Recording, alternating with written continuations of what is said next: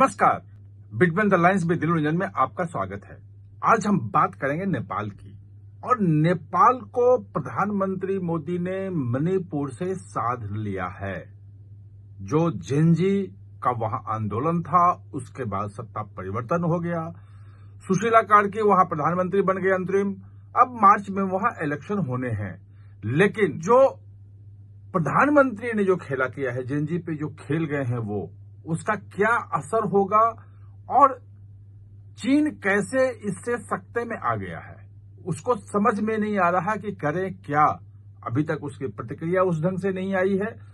जो पूरा जेनजी का आंदोलन चल रहा था, तो उस वक्त भी कोशिश ये थी उसकी कि भाई जनता जो तय करे वो करे, लेकिन पूरे आंदोलन में प्रधानमंत्री ने जो कहा उसके क्या मायने हैं, और अभी तक जो हुआ वो कैसे नेपाल को इतने बड़े आंदोलन से 2-3 दिन के अंदर सफलतापूर्वक लाना और अब लगभग एक नॉर्मलसी तरफ ले जाना एक बहुत बड़ी सफलता है और भारत के लिए बहुत बड़ी बात है ये। क्योंकि नेपाल और भारत के जो है वो रिश्ते जानते ही हैं, पड़ोस बॉर्डर है, कोई पासपोर्ट कोई वीजा की जरूरत नहीं है, आना जाना है, बहुत पुराने रिश्ते हैं।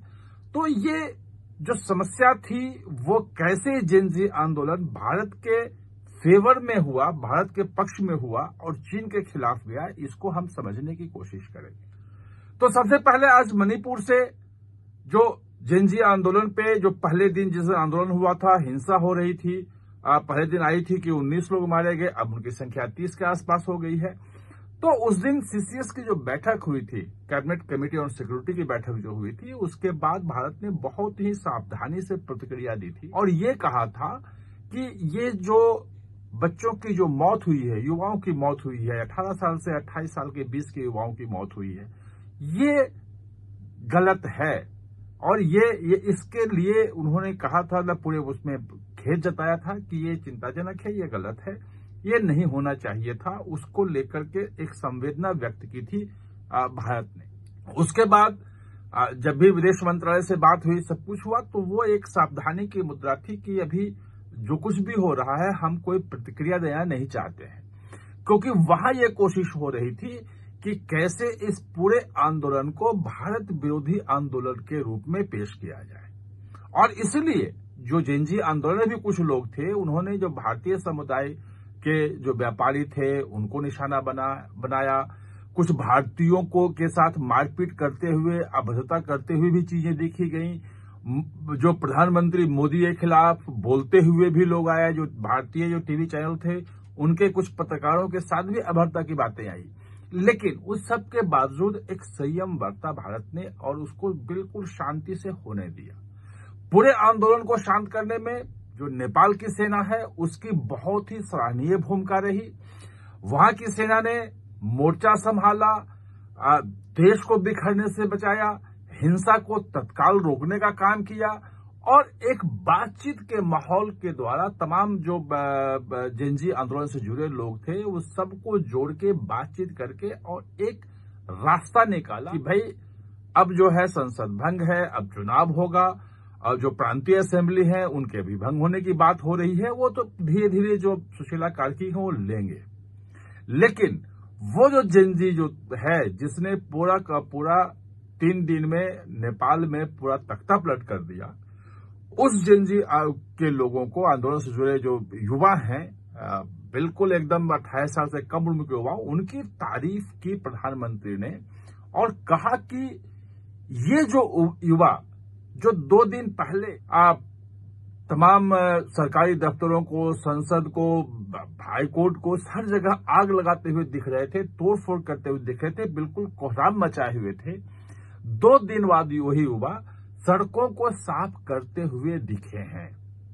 ये वीडियो कम चला है, सोशल मीडिया पे आया था, लेकिन बहुत कम दिखाया गया। इस तरफ लोगों का ध्यान नहीं गया, प्रधानमंत्री का ध्यान गया कि आखिर ये युवा जो पूरे लग रहा था कि पूरे नेपाल को बर्बाद करने पे तुले हुए हैं, सब कुछ को जला के राख कर देंगे, वही युवा अब सड़कों को साफ कर रहे हैं। वहां जो कचरा भरा हुआ है, वहां जो चीजें हैं वो सब झाड़ू ला के निकल गए हैं, सब एक एक चीज को साफ करके वो सुव्यवस्थित कर रहे हैं।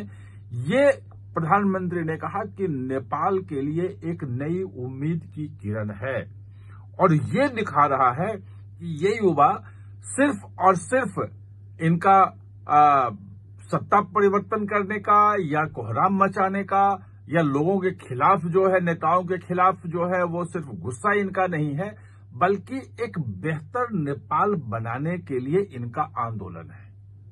और इस बीच में जो खबर बीच में एक वो भी बात आई थी कि इन जेनजी युवाओं के खिलाफ जो कम्युनिस्ट पार्टी के जो वहां नेपाल कम्युनिस्ट पार्टी के जो लोग थे, जो के कार्यकर्ता हैं, सब हैं, वो आंदोलन भी कुछ रैलियां भी निकाली थी उन्होंने, वो भी दब गई खबर, लेकिन वो भी आई थी।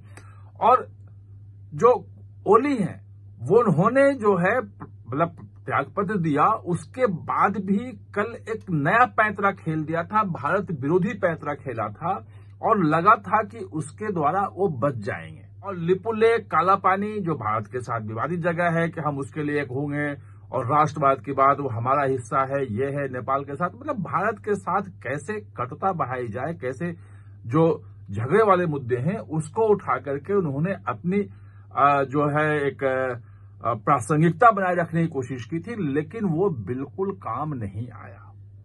जो सुशीला कार्की हैं, वो कहा जाता है कि भारत में बनारस हिंदू यूनिवर्सिटी में पढ़ी बड़ी हैं, उनके हस्बैंड भी वहीं पले बढ़े हैं और भारत का एक समर्थक मानी जाती है। 2 दिन पहले दिन ही उनका चुनाव हो गया था। जेनजी के 5,500 लोगों की जो बैठक थी, उसमें ऑनलाइन बैठक थी, उसमें लगभग 3,500 से ज्यादा लोगों ने सुशीला कार्की का नाम लिया था।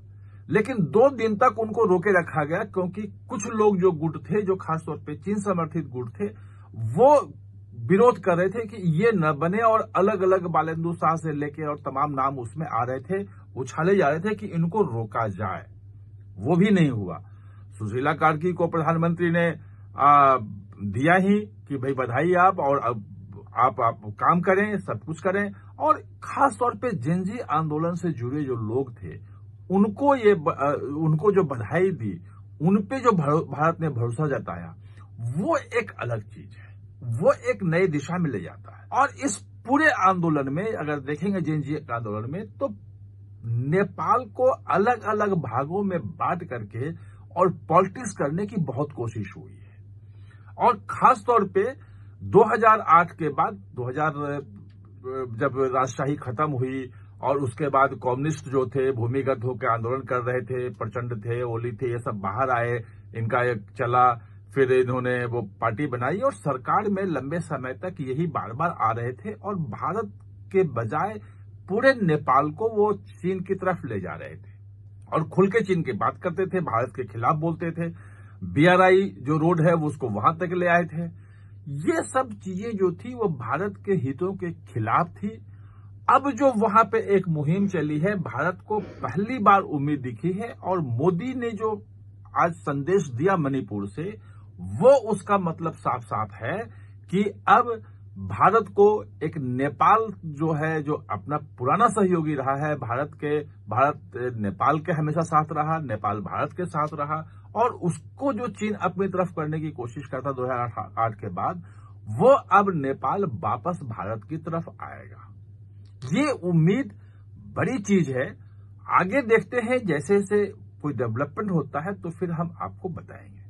आप हमारे चर्चा में जुड़े, इसके लिए बहुत बहुत धन्यवाद। और हाँ, चैनल को सब्सक्राइब करना ना भूलें, इसका बेल आइकन दबाएं ताकि नया वीडियो कोई भी आए तो उसका नोटिफिकेशन समय पे आपको मिल जाए।